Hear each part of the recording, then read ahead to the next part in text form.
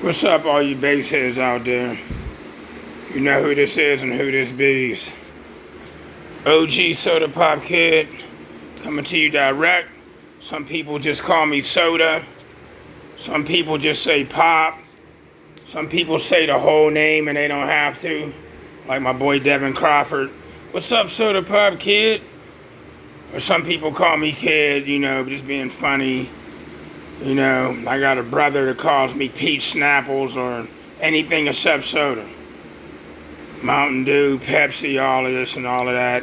No, I did not get the name from drinking pop. My name comes from pop locking. It was my pop locking name back in the early 80s when I was learning how to pop lock, and when I had my crew called the Robonic TikTokers. Each of us had a dancing name like rappers got rap names. And it wasn't always the Soda Pop Kid. It used to be Captain Ticket one time. And then I had a tutting name. Everybody tried to put a tutting name on me because of my King Tut moves. They tried to force that name on me. So it was Sir Tut at one point. It could have been Mr. Tut, King Tut, Tut a lot. I didn't like the name. I didn't want to be called that. Okay? And so I came up with a name that would ring a bell. Soda Pop Kid. Pop for pop locking. That's where I got the name from back then. And then the name started to grow on everybody, and they ended up just calling me Soda Pop. It wasn't that I demanded them call me that. Nowadays I do demand it because, if you didn't go to elementary, middle, or high school with me, trade school with me, hung out with me, you didn't know me back in high school and all of that. My government name I don't like using unless it's for business.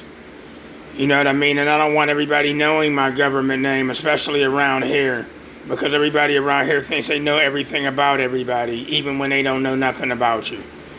So it's Soda Pop to them. People wonder why they can't call me that, because we didn't grow up together, dude. We didn't hang out together. We wasn't in bed together. You know what I mean? Some of us never even had a conversation. So, that's why. Okay, so to all of you that want to know how I got the name, I just explained it. Alright, so, let's take this forward. I just got some stories I want to tell, man, of how long I've been into this hobby here.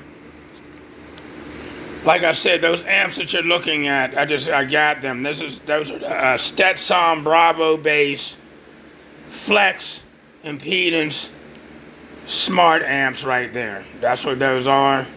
I haven't tried them yet. Either today or tomorrow. Today and tomorrow, I am going to take it out for a ride, and I may get a chance to test it a little bit before our state finals on Sunday. Just coming Sunday on the 15th. Okay, but I got some stories that I want to tell of how long I've been into this hobby, way before I decided to even compete. Okay? Now, I didn't get my driver's license until I was 25. And that was around 1989. Yeah, around that time. I didn't even have a car. You know what I mean? There was guys around the neighborhood. I grew up in Pittsburgh. Down in Homewood. It's one of the neighborhoods. I grew up in Homewood, but I lived in a lot of neighborhoods. Northview Heights, Garfield, East Liberty, Larmer. You know what I mean? We moved around a lot. I think I explained that before. And there were guys out there that had sounds in their whips, but they wasn't competing. I didn't know nothing about any shows or car stereo competitions that they would even have for something like this. Okay? But there were certain guys around the neighborhood that were very loud in the neighborhood. Okay, one being, it was Joel Flowers, Brian Bay, Harold Berry, Ray Childress, to name a few that was around my area.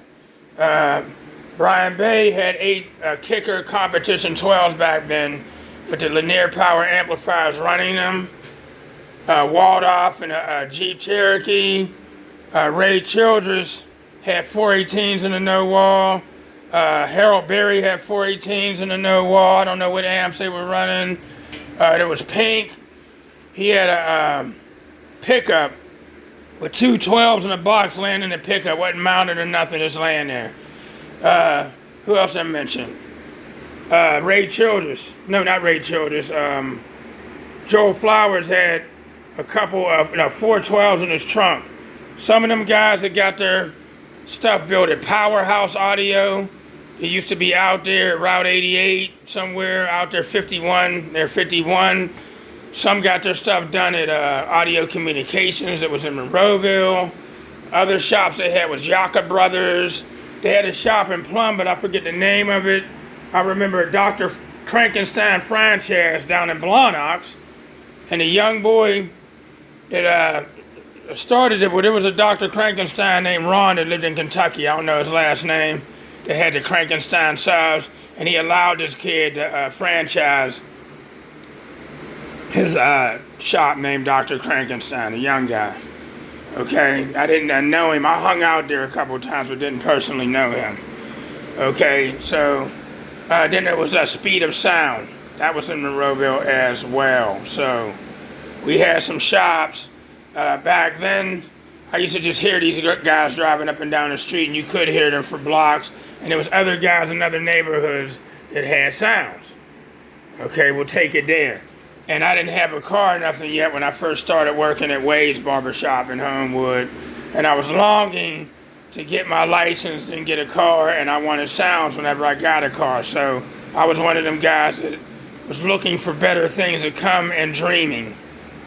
A dreamer. So, with that being said, finally I got my license. I want to fast forward.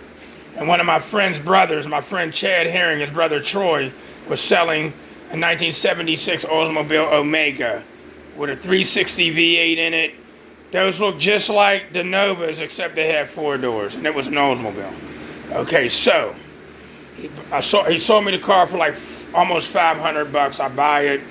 It was gray, and then over the time that I had it, I'd had body work done to it, had it painted, got some rims, wanted some sounds, and back in that time, they made the MTX Thunder boxes. They had the kicker boxes. These was already prefab boxes made with the speakers and tweeters already in them, and then they had a whole bunch of other boxes out there with tweeters in them you can buy from other stores. Like I had, my first one was a Ultimate Monster 12 that I got from this thrift. No, it wasn't a thrift store. It was like one of them stores that sold everything, something like a Walmart. I remember buying that and getting a Jensen amp and a Jensen head unit, or either I had a Pioneer. It was one of the two. And that's what I started out with. Okay, just laying on the back seat. I didn't know how to hook up no systems. I had Troy do it. My boy's brother had did it for me. I remember I used to keep blowing fuses, and I had to come over there, and he would always put a new fuse in. He kind of got tired of me coming over there. Then Audio Communications was real popular, that audio shop. I used to go up there, hang out a lot, and look at all the, kicker competition and kicker free airs. And I remember Rockford Fosgate Punch Series speakers was out, and the Punch 150s and the Punch 75 and all those amps they had out. And then what else was out? Pow Pounders was out. There was rumors that they used to blow up a lot. You know what I mean? And then I started finding out about other speakers and stuff that was already out there, like Pyramid. Pyramid was around. Then later on, Hiphonics and all of that stuff came like maybe a couple later, or they might have already been around. Blawpunk, they had amps. I don't know if they had any subs. I remember the free air subs. Rockford had free airs. Kicker had free airs. Those were subs that all you needed to do was put them on a baffle and put them in the trunk, and the trunk would be the box. You know what I mean? They didn't need a box, but if you put them in a box, you had to put them in a big box unless you ported them. So those were the subs that needed ported. Okay, and then I remember when Lanzar came around. Dr. Ray's audio, I forgot to mention Dr. Ray's. They were like deeper in Monroeville, like close to Murraysville, sort of. So you can just say Dr. Ray's, and they sold a lot of Lanzar equipment. They had Lanzar amps and everything. Kicker didn't have amps back then. They just had the subs. And the Kicker subs was one of the subs you can throw in 1.2 to 2 cubic foot sealed, and they got down in sealed boxes. Those are one of the amps I know that got down. I mean, my fault. Subs that got down in sealed boxes, man. They got down in a sealed box. They played low. They were punchy. They had the tight bass. Rockford was another one, but Kicker was real popular for that. Okay.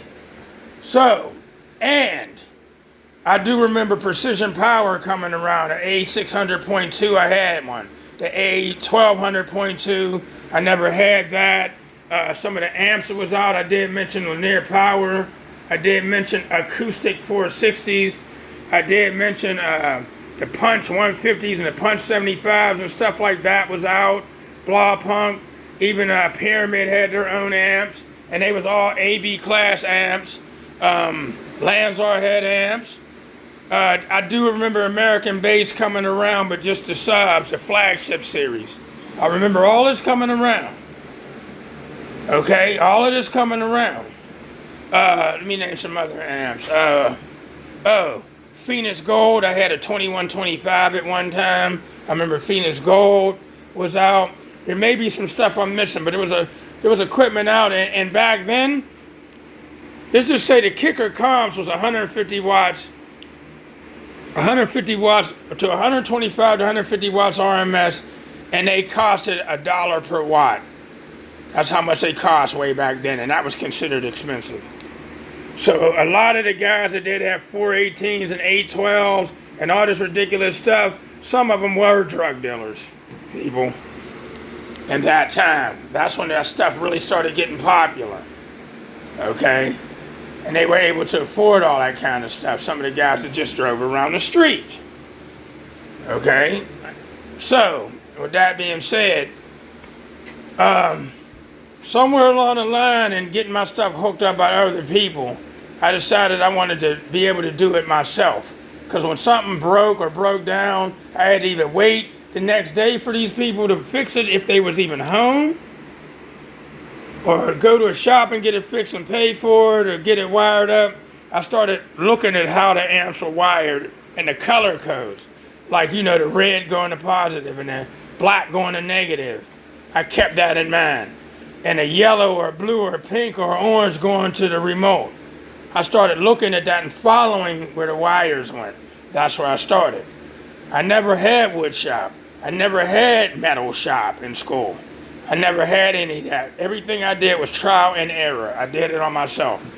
You know what I mean? When I wanted to, when I had an infinite baffle built in the back of my car, there was no back seat with a half of a box built, and the trunk was the rest of the box.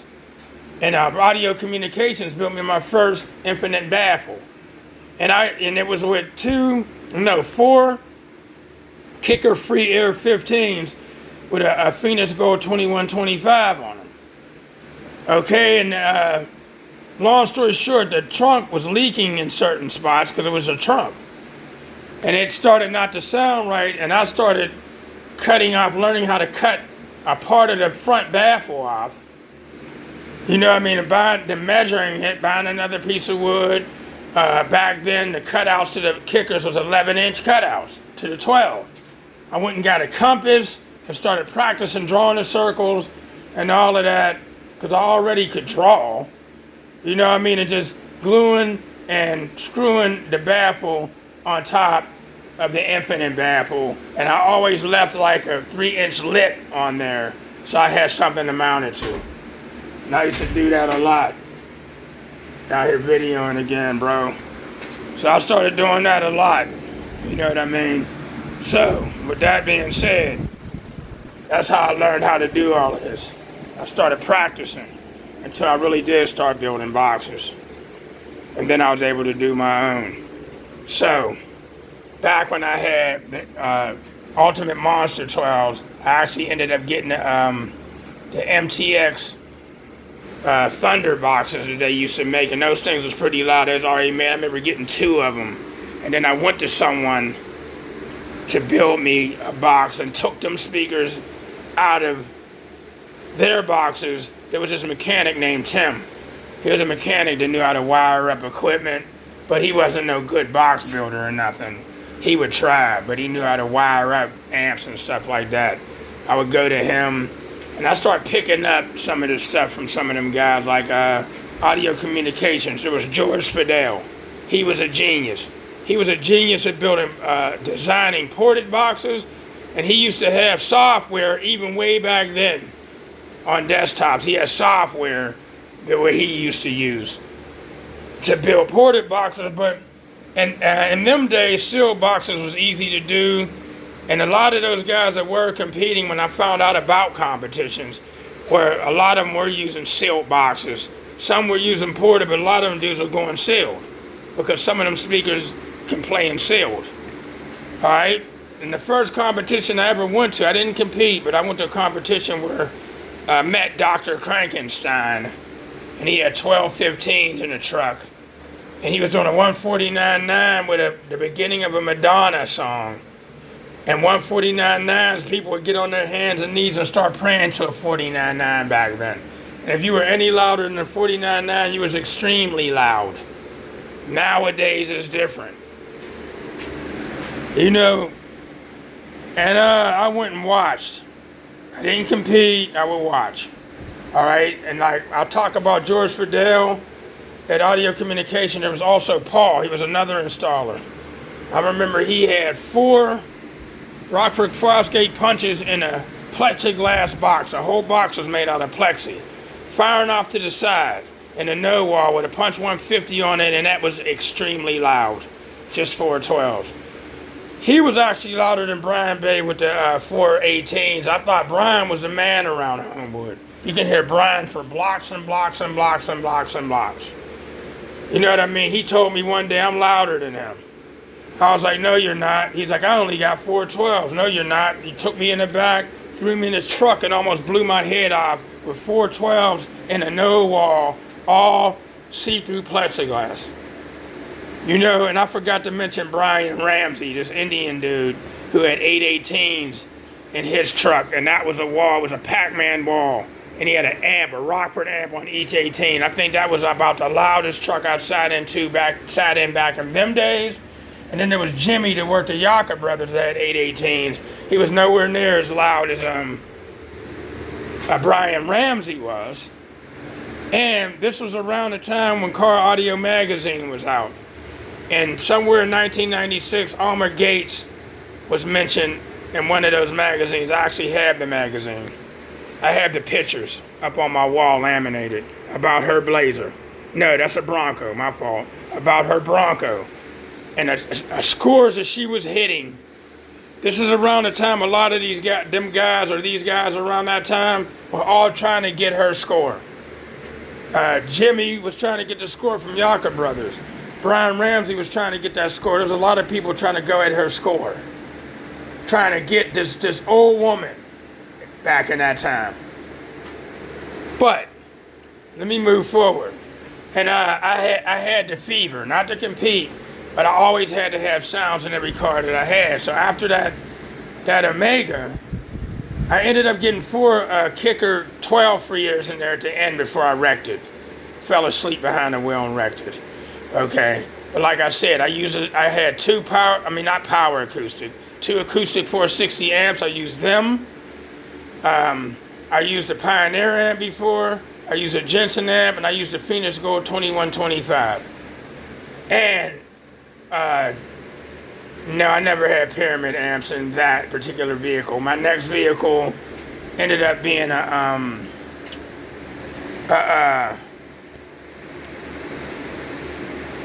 this one car, I can't forget what the name of it is, but I did have a Nissan Stanza hatchback, and I had 4 Rockford Fosgate Series 1s in it, sealed. 2 firing up, 2 firing back. And I had a Hyphonics Baltar 4-channel amp that I'd bought off of a friend for $125 back then that ran all 4 of those subs, and that thing was loud, but I never got it metered because I knew nothing about that. I mean, well, I heard about metering, but I didn't care. But to the air, that was the loudest. and I ended up losing that car. All right, I'm not going to tell you how I lost it either. I ended up losing that car. And then my next car was a 74 Plymouth Valiant that looks just like a Dodge Dart but with 4 doors. And I had several builds in that. 4 Pyramid Super Blues. And then I put 4 Rockford Fosgate 15s in there. I brought out somebody. Then I had, on several occasions, 4 Pyramid Super Blue 12s. All ported. When I started messing around with ported boxes, I ran the Pyramid Super Blue amplifiers, the PB1000, the PB800, and another Pyramid amp I had ran. And then I ended up getting 4 Kicker 12s in that vehicle. And then I had the A600.2 somebody had sold me PPI in that car as well, and then that car ended up getting rear-ended, lost it. Then I got this Delta 88 when it looked like a Delta 88 before any modifications, and I ended up messing around with hundreds of builds in this car since then. I got this in 1998, and I've had Kicker comps in here, I've had Pyramids in here, I had Lanzar in here, I had those amps in here, I had 8 Lanzar 10s, Lanzar 12s, Lanzar 15s, the A600.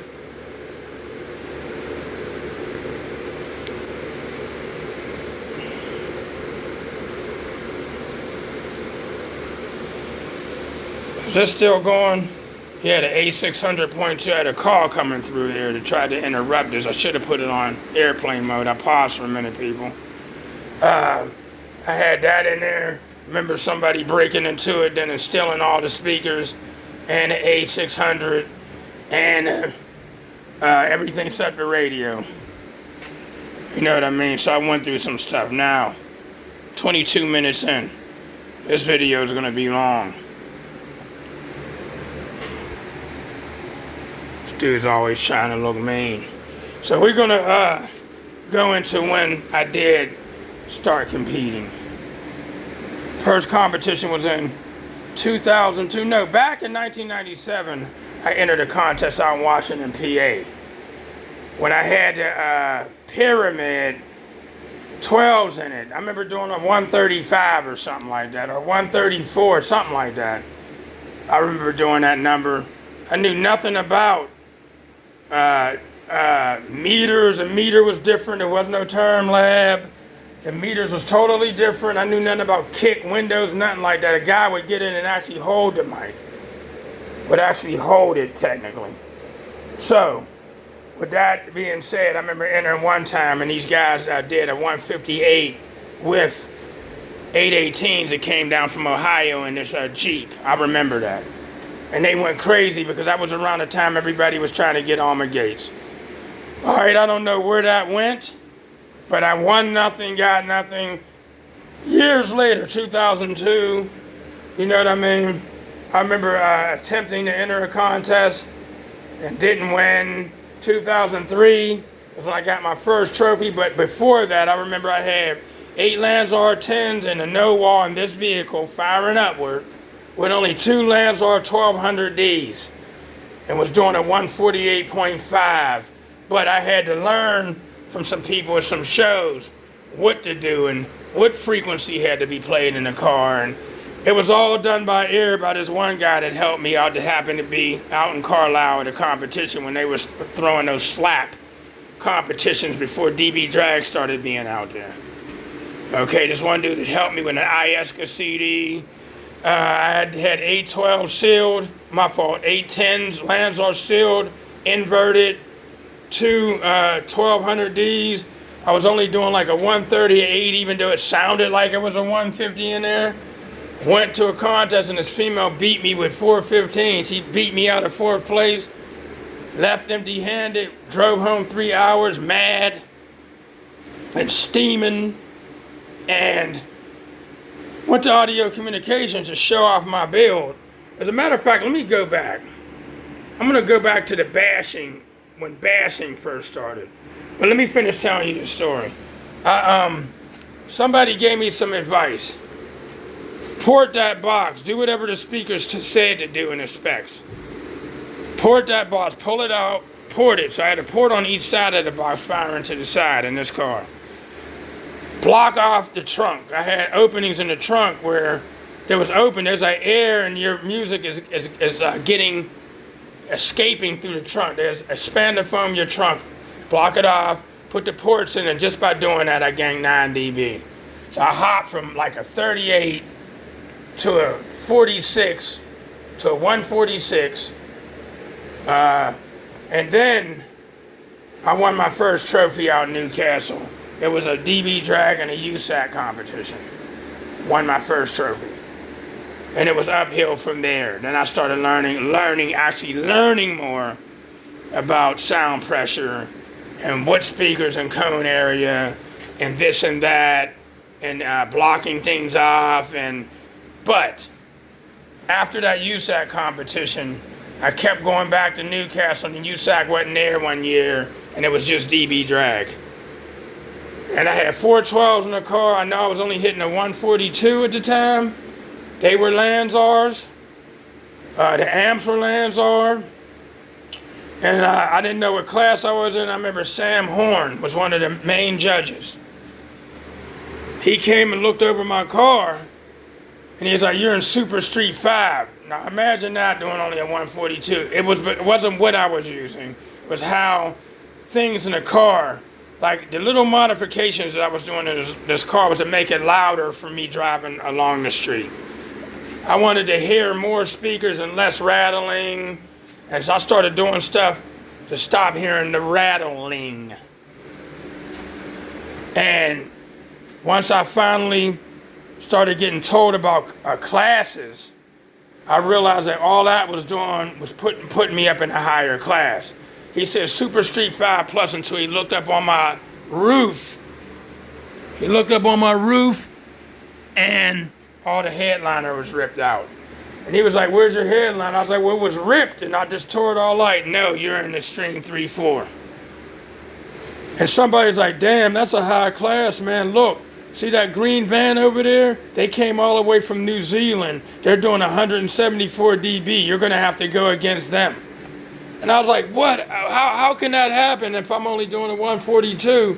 And I remember getting mad at Sam. I was like, "Yo, why do I got to be in that class?" He's like, "Because the rules state this, and this, you have no headliner. So you got to be in that class." And I remember getting mad at him. I was like, "No way, give me my money back." He was like, "Then go get your money back." I went to get my money back, and somebody talked me in to staying, to competing anyway. They was like, "Hey man, those extreme vehicles like that, sometimes they won't even come on, man. And if that happens, you'll beat him because of a technicality." And so I stayed in the contest. And then it was just me and him, so I ended up getting second place. And I was happy because of that. So I said to myself, let me go home and start building around this class. I always was in extreme and never was out of extreme. Once again, back in 2003, I remember a Mecca show coming to Monroeville at the Expo Mart. Okay, when I had my 810s. Right after I won my first trophy in USAC with the 810s, I came to that show and I didn't know nothing about Mecca, and Mecca was there. And I entered Mecca and I saw the rules and regulations and mic displacement and everything was totally different. I expected every organization to be the same. I did a 146. Now, this is when the term labs started coming around. That meter didn't read as loud as the old one. And I ended up doing 146s and ended up winning Pennsylvania State Champion, because once I entered that show, I remember Steve was like, "Hey, send me $30 and you'll get your state champion trophy. I'll have one made for you because at this point you're Pennsylvania State Champion." I said, "Okay," so I gave him $30 extra, and then a plaque came in the mail. Now my name on it and everything. I was like, all right, but the next time I entered a Mecca show was like in 2005. It was the next time I encountered Mecca. But before then, I was entering nothing but DB drag. I was traveling the highways and byways of all Ohio, Defiance, Ohio, Cleveland, Ohio, and all these strange places in Ohio to enter DB drag. And all the guys that I was looking up to, there was guys that all had those Honda Civics or those CRXs doing work. Most of those guys were over 50 or doing 54s or just 412s and those kind of cars. And I so longed and wanted to have a CRX. I wanted a CRX so bad. And I used to watch guys like Vernon Sargent from Team Neo. As a matter of fact, I was watching all them guys. I started meeting guys that were loud at these competitions and used to look up to him low-key. Vernon didn't know I was looking up to him low-key. And we never said nothing to each other for a while. I just would see him come, bring both his vehicles and do over a 56 in one and a 54 in his driving vehicle and tow his CRX and do a 56 in it. You know what I mean? And then his whole team had those doggone CRXs they always using American base and they always doing over 50. And I was like, wow, look at these guys are doing 50s with just 212s and all of this stuff. And all these other guys that I was encountering, and a guy that Lanzar turned me on to named Jeff Funk. He used to be like a box design guy for them, but he didn't work for them. He was a guy that they called about boxes. He taught me a lot about ports and what size the speaker should go in, what size boxes. He taught me a lot over the phone.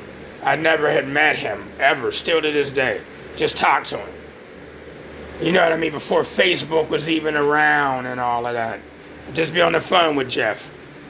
Okay, and a lot of the guys that I met that did help me, finally I started talking to Vernon. I approached him and started asking him questions. And he would give me advice, little here, little there. I remember meeting Steve Mick when Steve Mick had 418s, 4 kicker, square kicker 18s. He had 4 of them with 4 max amps. They were the mats. The mats amps. He had a mats amp on each 18. And he was pretty got to sit in there. I remember meeting him when he had that build. And seeing these guys all the time at all these shows. Joe Alt, all these guys I started meeting that was out there competing back then. I'm talking about 2003 on up. I was running into all these guys, man, and started learning a little something from a lot of them. You know what I mean? A lot of them, a little something back when I had 4 amps behind the seat. 4 amps behind the seat. I said, mount my amps to the front of the baffle. You know what I mean? And yada, yada, yada, man. I got my first 150. It took me years to get a 150. About 4.5 to 5 years I was trying to get a 150 because that was a score to get. And for you to be able to say, I'm actually loud. And it took 4 Mofo 12s and 2 SPL amplifiers with lead acid batteries. Nothing was in my trunk at all. It was all behind the seat. I had 2 alternators, 1 big one, 1 small one, until I finally was able to get to a Ohio generator, because I know Vernon Sargent and all of them had Ohio generator, and a lot of them competitors had Ohio generator alternators under their hood. I remember finally being able to get me an Ohio generator alternator, then another one. It took me a long time to be able to get a bracket built on the opposite side of this car. I remember having an alternator over here and a real little one over here, just 2 of them on the V-belts. And it was hard for somebody to even come up or even make me a bracket. I couldn't even find the actual bracket that actually went on an Oldsmobile back in 1974 that actually went on the opposite side like a Chevy. The alternator was over here. And they had the brackets. I had to find a junkyard that had one, never found one. And guys were trying to make me brackets and all that, so I had a little GM alternator over there that was doing about 160 amps, and an Ohio generator amp, and finally I got another Ohio generator amp and went on a journey to trying to find someone that could make me a bracket on the opposite side. Imagine that. And that's what I was doing. And I was dealing Wasn't too much dealing with no brand bashing, really. Nobody was really bashing the Lansar. Nobody was really bashing Power Acoustic out there in the contest at the time. And then I started encountering brand bashing. And this didn't happen until I got on social media. That's when that stuff started. And then I went through a lot of stuff with people bashing the mofos, bashing the amps, bashing the wires, bashing batteries, bashing radios, bashing this. But you know what, y'all soldiered through all of that. I got into a lot of arguments on social media with people. It got to the point we talked about fighting. I remember when I finally got past the 50 and got to the 51s and made it to the 52s and then the 53s using mofos, and then into the 54s and 55s using mofos. And when I started getting the Shark amplifiers and I was getting bashed because they only cost $100, but them little amplifiers did work. When everybody started seeing that they was doing work, then they all of a sudden wanted to get on the bandwagon. But I was getting bashed at first. Getting bashed for the subs. People running their mouth on social media, these keyboard gangsters. And I'd get into big arguments. Talking about fighting them the next time I seen them at a show. And all the stuff I went through before I even smelled what a 60 was. I remember making it to 56s. No, straight from 55s I jumped to. I remember going straight from changing my subs over to American bass when I first tried out American bass in 2014 when it was 318s, HDs, before I even started talking to Bob. You know what I mean? And then going back to mofos and going to the audio pipe 18s. Well, I went to the audio pipe 18s first. They came back around momentarily. I brought the audio pipe 18s, had the Shark amps on them, then got the HD 18s, had the Sharks on them, and then blew all of them, all 6 of them. Then I ended up going to the audio pipe 15s, blowing them at Ohio State final. Still won though, but blew them up and had out in Jackson, Ohio, and had to drive 5 hours back with no music. And then I ended up going to the HD 15s, and from there I was American based out. From there, still was running the Sharks, ended up running the audio pipes. I remember having 8 Shark, 6 Sharks 2500s, and 8 Shark 2500s, and 16 Shark 2500s. Then 8 audio pipe minis, and 16 audio pipe minis, and 16 American bass hybrid minis, and a Cole Track 7Ks, and 4 SPLs, 2 SPLs, 4 SPLs, 6 SPL amplifiers, 8 SPL amplifiers. You know what I mean? And mofos and doing numbers. And I was a budget equipment guy. I was the budget guy.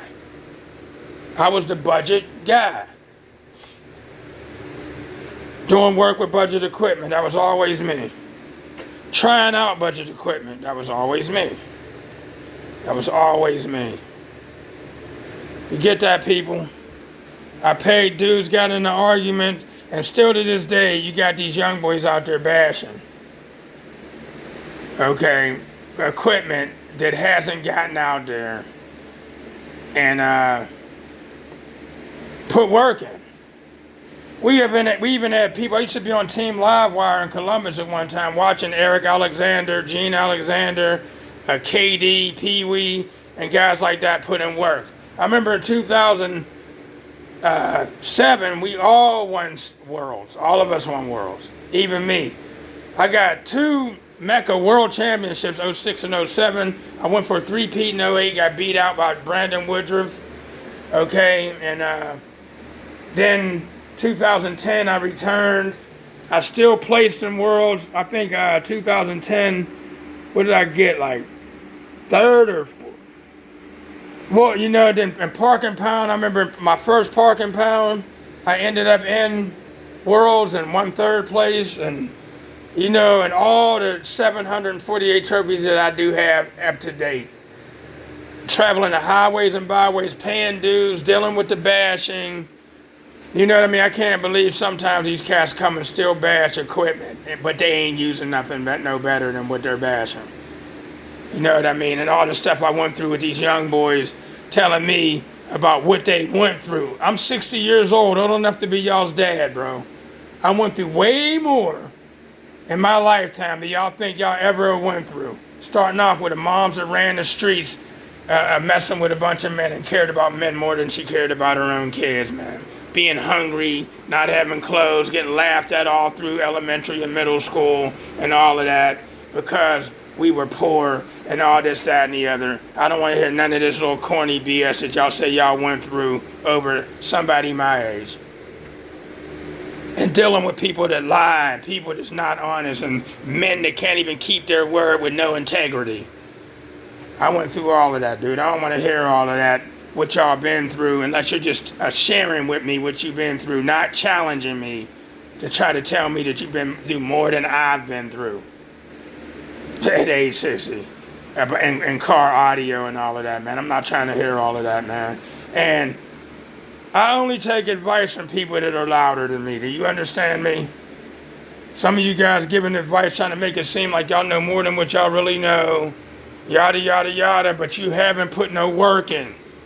Just because you got a 150 one time, y'all don't understand that. Don't you know the numbers change with the climate? SPL scores change with the climate, man. If it's too hot, if it's cold, if it's raining, you know what I mean? You may get a 150 one day, and the next time you go and compete, it may only be a 47, and you wondering what happened because it was too hot or something. Some of y'all don't even know all of that. I've been through all of it, bro. I don't need y'all, coming up on my posts, saying something smart, because the next time I'm just going to hit the block button and y'all going to be stuck on stupid like a monkey in suspense. I'm just going to block you. I ain't trying to hear all that, bro. I'm not. Don't tell me, and you can get advice from a lot of people. I've gotten advice from a lot of cats in car audio, but don't come at me demanding anything, and don't come at me telling me anything like you're my parents or a teacher, because I'm not trying to hear it. I teach. I will teach you some things. Like a female saying, I remember this teenager some years ago. She was cute, nice looking, had a nice body and all that, and she had just moved here, but all the dudes wasn't jumping on her at first. Better yet, some of her friends or family had boyfriends that were cute, but she didn't feel that they were as cute as she was, so they didn't deserve to have the guys. She did. And she was all upset. She had a mom, she had nice clothes and stuff, and I was a youth leader in a church. And she'd come with her lips poked out all the time. I'd be like, what's the matter with you? She was like, you don't know what I'm going through. I would love to know what you're going through. Oh, I know what you're going through. You're not popular in the high school as you want to be. All the dudes don't want to put their tongue in your butt like you expect them to. That's what you're going through, and it got your whole world falling down around you. You don't want to know what I went through when I was your age. You don't want to know the half of what I went through when I was your age, young buck. I'm not trying to hear all of that. Okay? What I went through. I'll tell you what I went through as a kid. And it wasn't no circus. Alright? I'm surprised that I'm even where I'm at right now, because I felt that I should have been in prison. You know what I mean? Or out there doing something stupid and in prison. I never expect to own my own shop. I never expect to even have a job. I didn't get my first real job until I was 24 years old. Okay. What I went through, I'm only telling you because I went through it. I've been went through it. If you're not a man of your word, you remember the Scarface movie. All I got is my balls and my word. Okay.